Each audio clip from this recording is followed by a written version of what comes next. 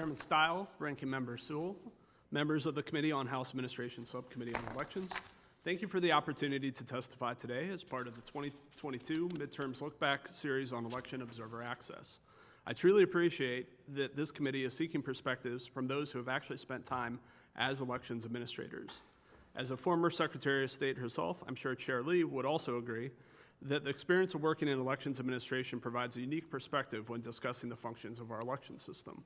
As noted in my bio, I previously spent time as an administrator for the Summit County, Ohio Board of Elections, where I hired, trained, and maintained a system of over 2,000 individuals to be available to do the important work of managing the polls on Election Day.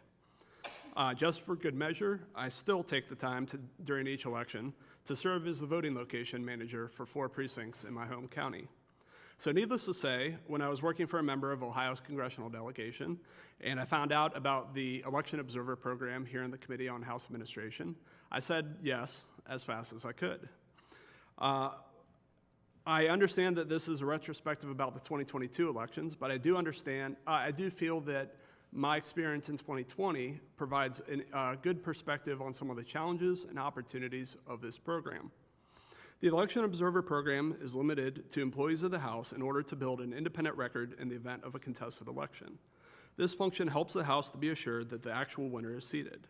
It is very important to note that House employees that are deployed receive extensive training prior to Election Day. Some of the issues covered in the training include basic principles of election administration and emphasizing core concepts about the neutrality of the program, such as the fact that the congressional observers cannot touch ballots or advocate on behalf of candidates. I will note that as somebody that no longer works for Congress, I do wish that there was a way to get alumni back into the program. My series of deployments in 2020 began the day after the election and ran until about the week before Christmas. I was deployed in 4 locations, including the contentious post-election scenarios in the Iowa 2nd and New York 22nd races. The Iowa 2nd race, where now Congresswoman Marionette Miller Meeks won by 6 votes out of approximately 390,000 cast, truly shows how important the Election Observer Program can be. During my deployment in Iowa, I sat and watched as the recount board worked through many issues on reconciling counts. There were a lot of different issues that popped up in that race, and without the Election Observer Program, it would have probably been very confusing to try to relay all that back here to the Committee on House Administration. Just in Scott County alone, Representative Miller Meeks' lead shrank from election night by about 30 to 40 votes during the recount. It was one of the largest vote shifts during the recount of any county in the district, largely because of an issue related to tallying the absentee precinct. I got to sit there and watch as the county recount board worked through issues such as double bubbles or hesitation marks, as we call them in election administration.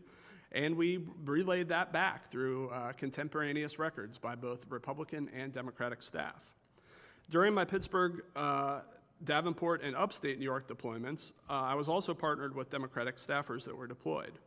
The Pittsburgh deployment was an interesting example because in the Allegheny County office, it's a large warehouse, and at the time, the presidential election had not been called in Pennsylvania. And so there were international media and a lot of observers there. My Democratic colleague and I agreed that we needed access to certain parts of the warehouse beyond what the political party observers noted had, and we worked together in that way with the Allegheny County officials.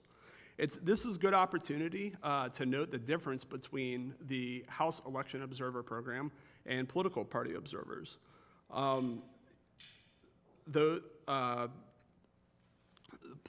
House observers are there to build the record for this committee. They are not there to advocate on behalf of political candidates. They are there just to build that record. I would note that the explicit constitutional authority for the House to be the judge of its own membership and the important role that the EOP provides in building an independent record in the event of the contest is vital for House employees to be able to access all areas of a local election administration building. In the end, we were able to access many of the areas that we needed. However, there were other staff in places like Arizona and Virginia that had less ability to do so. I believe that a statutory citation for the program not only gives clarification to the program, but also allows employees of this committee to engage with the election observer program or election administration community to do education on the program. Thank you for the opportunity to testify here, and I will take any questions.